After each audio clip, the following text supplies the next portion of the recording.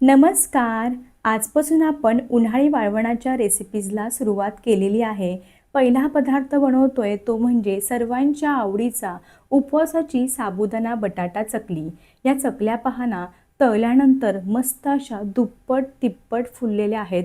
चकली छान अशी हलकी फुलकी पोकळ आणि खुसखुशीत तयार झालेली आहे. बऱ्याच वेळा काय होतं, चकल्या तयार झाल्यानंतर जेव्हा आपण तळायला घेतो ना, अगदी कडक स्वरूपाचे लागतात खाताना, अजिबात खुसखुशीत होत नाही. त्यासोबतच सोऱ्यामधून जेव्हा आपण चकली पाडतो तेव्हा चकलीचे असे बारीक बारीक तुकडे पडतात. चकली गोल गरगरीत होत नाही. तर असं होऊ नये ह्यासाठी मी व्हिडिओमध्ये एक एक्स्ट्रा खास स्टेप सांगितलेली आहे.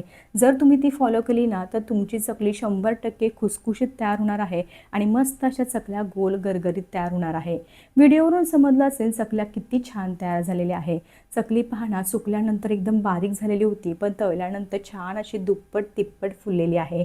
विशेष म्हणजे ना, अजिबात तेलकट झालेली नाही.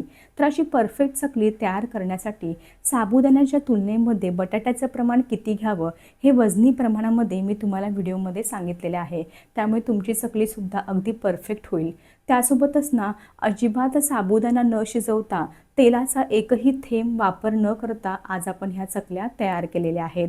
चकल्या तयार झाल्यानंतर त्या किती भरल्या वजनी प्रमाणामध्ये किंवा क्वांटिटीमध्ये हे सुद्धा व्हिडिओमध्ये सांगितलेलं आहे. जर तुम्हाला बिझनेस करायचा असेल तर हा व्हिडिओ तुम्हाला अतिशय लाभदायक ठरणार आहे. चकल्या पहा मस्त अशा गोल गरगरीत तयार झालेल्या आहेत.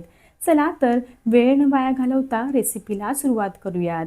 जर तुम्हाला माझ्या रेसिपीज आवडत असतील तर चॅनलला जरूर सबस्क्राईब करा. त्यासोबतच नवनवीन रेसिपीच्या अपडेटसाठी बेल आयकॉन देखील प्रेस करा.